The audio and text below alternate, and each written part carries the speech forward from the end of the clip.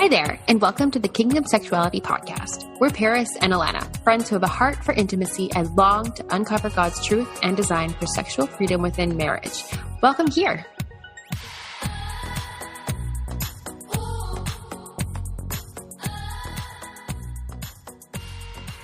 All right, so welcome back to another episode of the Kingdom Sexuality podcast. Alana here, and I'm with Rusti, and we are going to be chatting about something that has been coming up quite a bit lately, and it's something we have talked about a bit in episodes in the past, but we decided that it needed to be an entire episode because it's worth it, and it's something that for sure lots of us have struggled with. I've struggled with this, and we know many of you have as well, or even if you're engaged, maybe you're, feeling like you're going to struggle with this, and how can we prevent that? So anyways, we're talking about the switch. So I don't know why it seems to happen, but there is some kind of switch that we kind of come across. So we walk down the aisle, we kiss, we say I do, we say goodbye to our families, we go on our honeymoon, and we're like, okay, this now we go from our mindset being, don't think about sex, don't want sex with this man or this woman,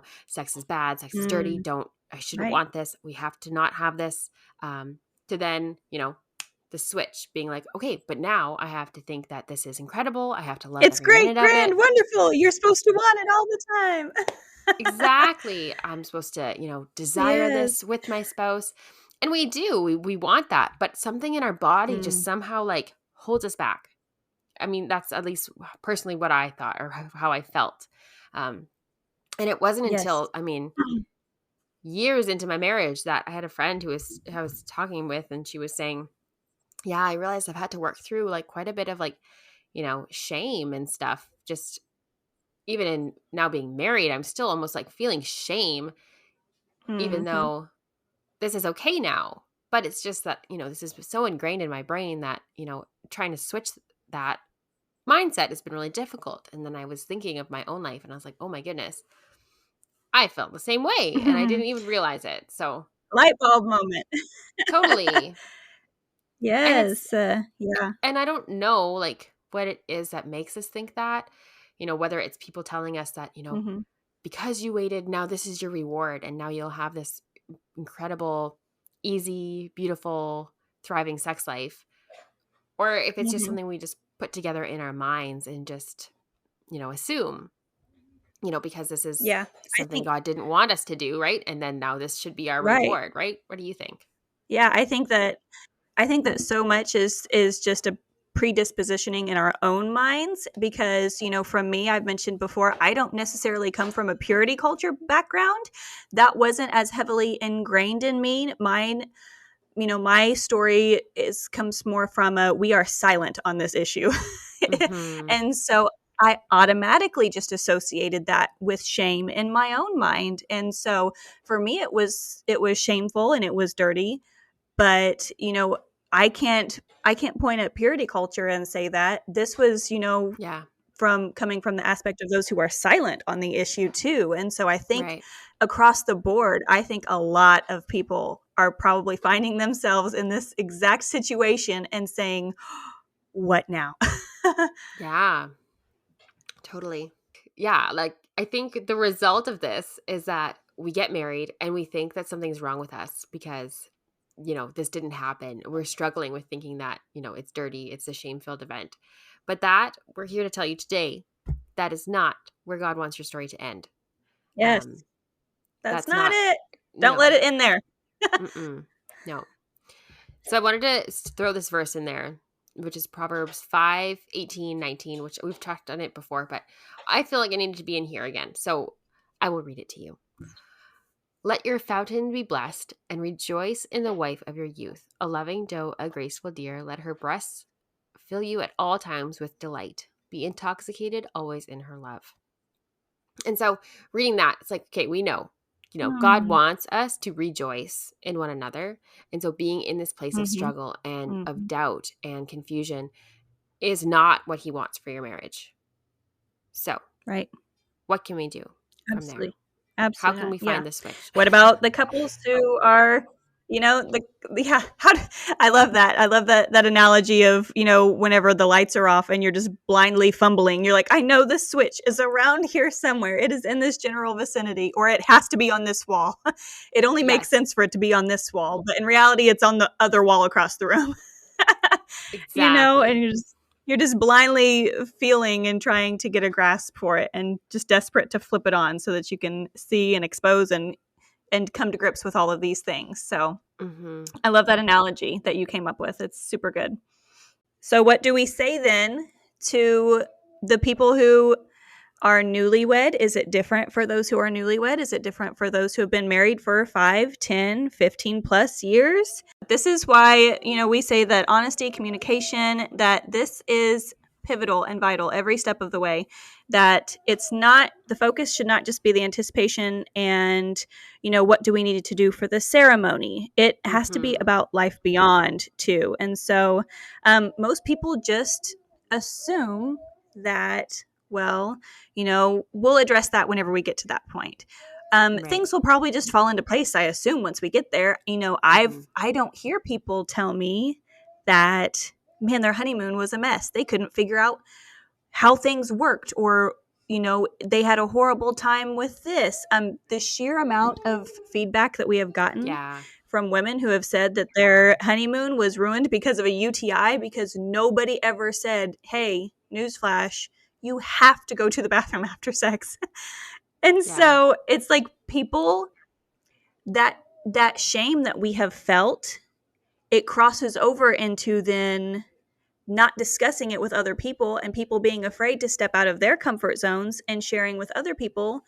And so Yeah. it's just like a snowball effect. It just Mm. keeps happening to the next generation and the next. And Yeah, that's a so, really, really good that's, point.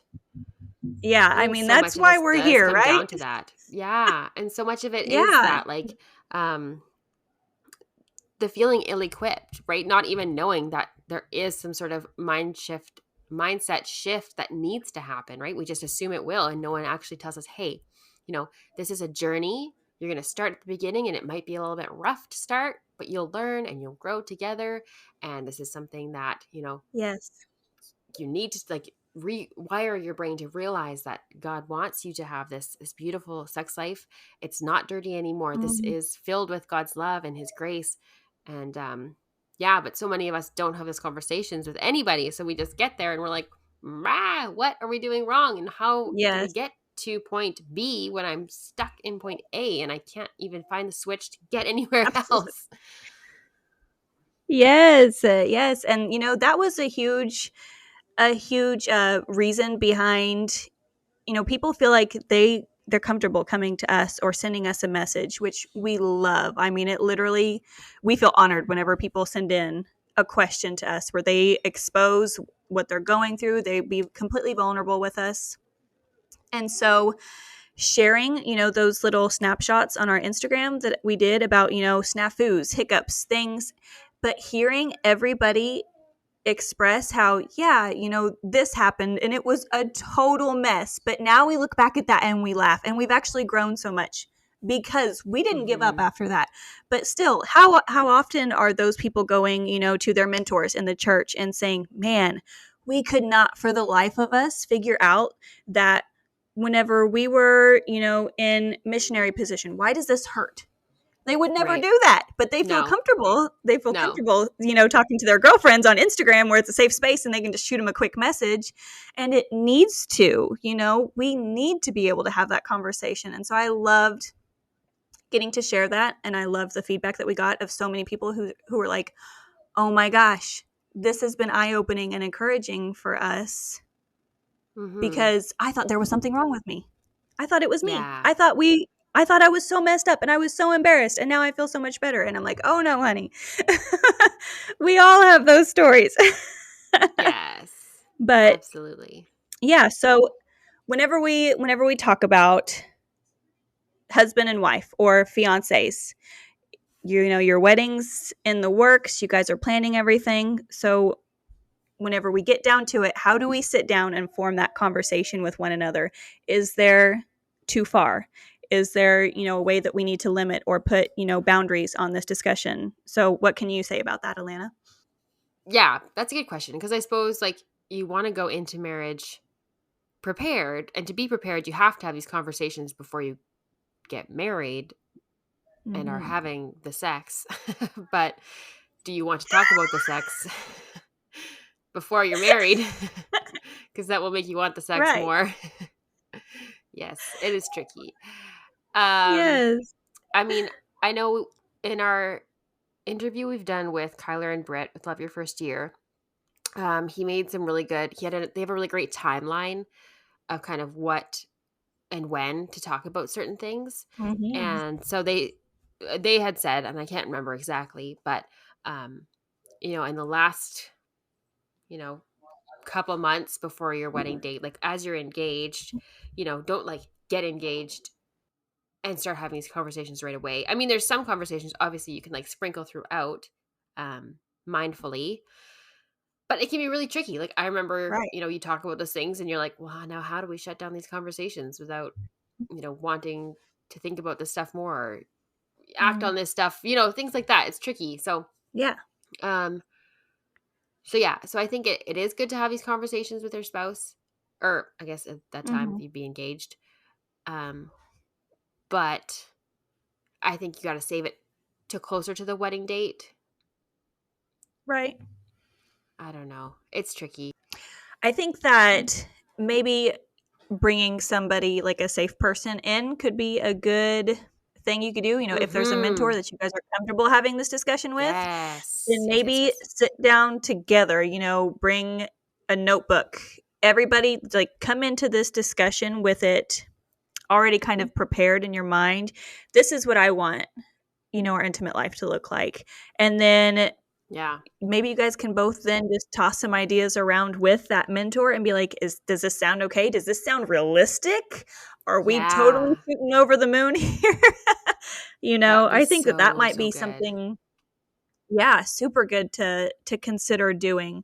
But I think my number one piece of advice that I would have to give for this is that if you are concerned about having this conversation and then, too much excitement, too much lust, getting into, breeding into you guys from it, then number one tip would be make Jesus the center of this conversation. Pray together Mm. beforehand, talk about and include God in what your goals and aspirations are for your intimate life, Yeah. because it's kind of hard to be like, well, let's just, we're too excited now, let's go hit the sheets whenever you're talking about, okay, this is what Jesus says we can have, so this is what I want to have. I think it Mhm. puts a much easier way for you guys to focus in and just lay it all out without it being something where you need to really watch, you know Right. where it's too easy Yeah. to run off on you. Yeah. And I really like the idea of having someone there. It's like you're not going to cross boundaries when you're sitting. Yes. I mean, maybe obviously then you talk about it later and that's when things get sketchy, but you're not, right? If there's someone with you having these conversations, but then maybe it can also be a Yeah. person to be like, hey, can you just check in on us and see how we're doing, like going forward? Because having these conversations, things are going to come to our mind that maybe we're not Right. prepared to talk about, or you know, it's gonna trigger some things in our brain to want this, like make us want this more. Can you just check in and like see how we're doing? And we'll try and be really honest. And um, For sure. yeah, but I think that's so, so valuable to have that. And if you don't have that, I mean, I feel like we should start a thing where people can like reach out to us and we can somehow set up Yes. calls with people and be like, I don't know, Do that. another And topic for another day. if But you are a person, yeah, if you are a person in the church and you see that there are, 2, 3, 4 couples who are, they're engaged, and if you have a decent relationship with them where you're comfortable, reach out and just put yourself in those shoes. It was totally like I felt like it was so far out of my comfort zone to reach out to Paris and Alana, but I did it. And now look, I mhm, I mean, God puts people in your path for a reason. And so if you are comfortable encouraging others, then just step out and be like, hey, if you guys ever need someone to chat with, I'm here. And I'm talking about with anything, yeah, okay? So be that person. Like, don't be afraid. Don't shy away from that.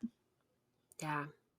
Yeah, it would have been so great to have And that. okay, yeah. So let's talk about then if, or for our couples who are already married, maybe they've got a year or two or several under their belt, but things still aren't clicking. What do we do then? Mhm. I mean, we've had we've had lots of people as well reach out to us and say, I'm going on 5 years and still no orgasm. I'm going, we've been married 3 years and I feel like I have to convince my husband or my wife to enjoy foreplay. And that's really hard. And eventually you get to the point where you're like, ugh, like I feel like I want to be burnt out. But at the same time, this is something I feel like I shouldn't just drop and walk away from and settle for less than Right. what I'm satisfied with and less than what God has for us. Yeah. So what kind of encouragement do we say to those who are out there listening like that? Yeah. I mean, I'm just going to talk from experience here, and I'm going to just, frame it from my own experience, I suppose. Um, Yeah. for me, hearing my friend, say, that she was working with this through this shame and whatever, and then me Mhm. reflecting then on my own life and own sex life and things like that, um, I realized that to then flip the switch in my own mind, it also took me then taking my sexuality into my own hands in the sense that Mhm. I I I realized that Jeff can't know these things about me and know how to, Right, yeah. for example, make me orgasm or, get me there, things like that. Like Mhm. that's not something that he's just naturally going to suddenly know. Um, Mhm. and it's something that I was like, okay, this is something that I need to work on and I need to do research. I need to, dig into different resources to try to learn as much as I can so that I am doing my part because I wasn't. Right. Um, Mhm. and so I think it's just a matter of really owning what's yours and knowing, Mhm. okay, I don't know. Like I think it's another part of the shame thing, right? Like I was like, how am I supposed to know what gives me an Yeah. orgasm? Like I don't touch myself down there, right? It's like one of those things that Mhm. when you're Yeah. growing up, it's like, well, you just don't touch yourself down there. And so then you're married and you're like, well, I don't do it, but now what do I do to have an orgasm? And I don't know. Um, Yeah. And then you've got people like us saying, "Hey, show them what feels good." And you're like, "But I don't know what feels good. How do I know what absolutely. feels good?"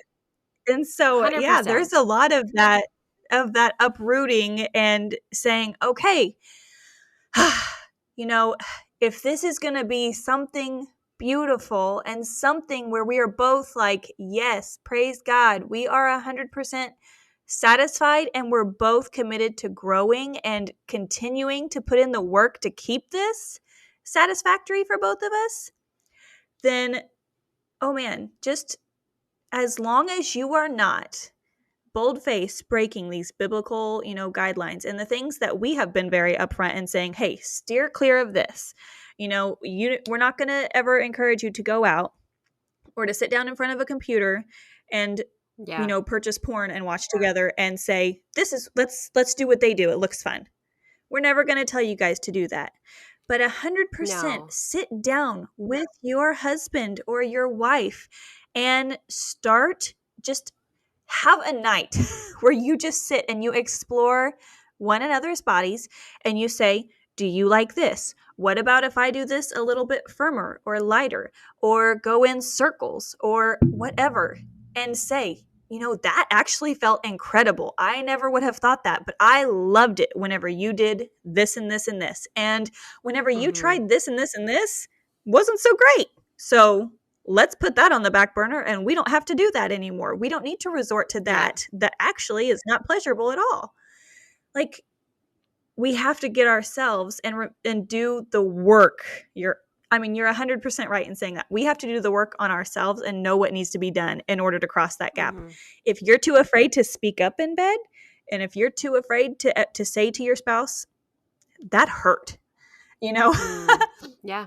If you're too afraid to speak up and say that, then they're going to keep on doing that thinking, man, they love this because they don't Exactly. know any better. So yeah, I think doing it in a way where invite the Lord into it, and you're like, you know, just like you're getting yourself ready and you're praying beforehand, you're like, Jesus, like show me what I need to do, show my husband what we need to Yes. do. Like, we invite you into this space, into this room, into this, right? You're like saying your covenant to Mhm. one another, right? Like you're Yes. bringing it back to your wedding day, in the sense that, these are our vows. This is the covenant we've made. And I think it's really beautiful to just, to then, with, thinking of it as this is a way you're going to learn how to do something to then bless your spouse and with your spouse and whatever. Like, it's not, um, a dirty, nasty thing that, No. that so many of us have that in our brain, that's not okay. And I think there's guidelines you need to stay within to keep it healthy. Mhm. Um, Absolutely. and and definitely keep those in mind 100%, and don't go outside of those boundaries. But in that space, it is beautiful, and a great way that you can then work on flipping the switch. And it's starting with that, and it's also starting with your mindset, and saying to yourself, Mm. sex is beautiful, this is good, and just like rewiring it and saying it over yourself, over your marriage, over your, husband, wife, whatever. Like, put up a Yes. piece of paper, um that's got like some Song of Solomon verses or something like that, where you can see that and Yes. know, okay, no, this is in the Bible.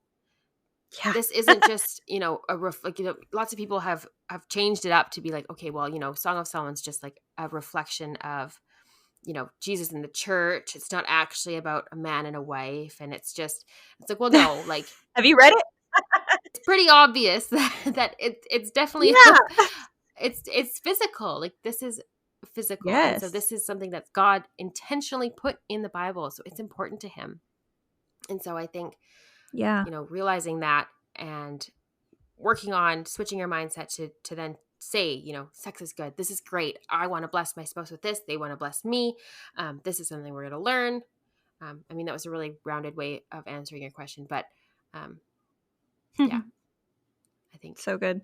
there's a lot to it, So, but you know, yeah. So much goes into your communication with how you communicate it. We want to absolutely stress that if you guys want to have a fruitful conversation, that the conversation should never gear more towards where your spouse feels like you're pointing a finger at them saying, "You do this wrong. Whenever you do this, it hurts me," as opposed right. to saying, "I don't get enjoyment out of this. It can actually be painful." Be careful how you frame your words in this conversation, because it can instantly put that other person on the defense, and it will make Yeah. them shut Yeah. down super fast and just be like, "I'm horrible. I'm never trying anything again." You Yeah. know, and so be really mindful of how you present this and your needs and your wants whenever you have this conversation. So I know that's kind of like a fine line to balance whenever you say you need to be, bold enough to say, "Hey, this isn't working." But Right. we're just saying, frame it in a way where you're not saying you don't do this good. Yeah. Or, and instead change it into, "This isn't working. Let's find something that blows my socks off as well." I want to be right Yeah. there with you, and I want you to feel this way. And if you are the person on the other side whose spouse is saying, "Hey, I'm not super thrilled with how this is going right now," don't take offense to that. Mm-hmm. Our goal is to have a mutually beneficial and beautiful sex life. I mean, that's Mm-hmm. all there is to it. You don't want Mm-hmm. to be out walking around thinking, "Man, I got this good. We are so good here." Well, the other side of you is, I mean, your literal other half is saying, "Why is this still not working 5 years down the road?" Yeah. And I think really communicating with each other as well, like you were just saying here, but it's like to start with the basic things too. And be Mhm. like, how do you think this is going? Like, how would you rate our Yeah. sex life right now? Like, how do you think it's going? Where do you see it, changing in 5 years from now? What do you think we could be doing better? Like, just to be framing it as conversations, but to even have those conversations, like where you have it in your calendar, every other week, once a week, once a month, right? Like, there's so much power Mhm. in having those conversations, making it normal, like just a culture of your marriage to just have check-ins and talk about your sex life. So Yeah. it's not like this big ordeal that when you finally do get the guts to bring this up to your husband or your wife, they're like, where is this coming from? Why have we never talked about this Right. before? You can be like, no, this is a Yeah. normal thing we talk about. We can bring it up. Right. So I think that's a really great thing to practice bringing it in.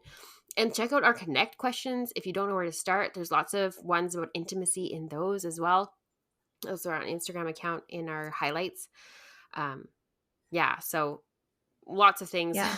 lots of resources. And if you're ever Eh, unsure, just shoot us a message. Be like, hey, I want to have some conversations. What are some questions you would recommend or things like that? Like we'd be happy to shoot you a message.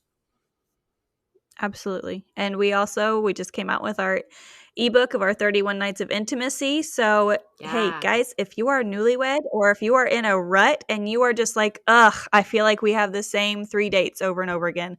Or if you are in that spot where you're saying, I have no idea how to even go about this. Like, what is this? What is Mm-hmm. intimacy?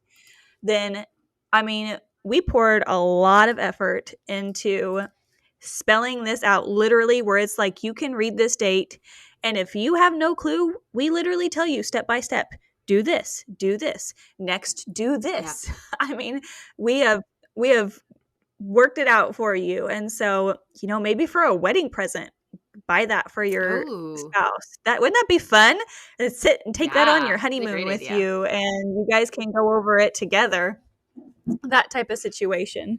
And so, I mean, you can do that. And if you're at the same point, if you've been married for lots and lots of years and are just, it's just gotten routine and monotonous, then what a fun way, to switch things Mm-hmm. up. So we have like you said, we have lots of resources. We are always quick to recommend books or counseling services, or Yeah. people who have specialties that range, on the more trauma side of the spectrum and things like that. Mm-hmm. We love to help out. So if you guys ever need more in-depth resources or have a really intense question that you want to ask, you can always reach out, and we are here for that. Yeah, absolutely. Yeah. So just know that there's nothing wrong with getting help or asking for help. It's incredible. And there's so many resources out there just for this reason. And so, and you're not alone in struggling with this if you are, or, if you're Absolutely. engaged and you're worried about it, God has a good plan and, good plans for your marriage. And he desires it to Yes. flourish and grow and be something that's so beautiful. And so, and we want that for you too. So we just pray that your marriages would be flourishing and that you would find, you'd stop feeling the wall, but you'd find the switch right away Yes. and you'd be able to flip it and realize that, you don't need to stay in this past, these past feelings of shame or for thinking that sex is bad or anything like that. Um, But yeah, that sex is a Right. beautiful gift from God and that he desires it to be rockin' and awesome for your marriage. So Yes, he does. praying you find the switch and flip it very soon. Hey friends, thank you so much for hanging out with us as we dive deeper into meaningful, godly intimacy, tackle the hard questions, and embrace truth while we're at it. We're also on Instagram at Kingdom Sexuality. You'll find our Instagram handle below in the show notes, where you'll also see any other resource links we may have mentioned in today's episode. As always, our hearts are to cultivate deep community and freedom with you guys, and we cannot wait to continue this journey alongside you. We'll see you in the next episode.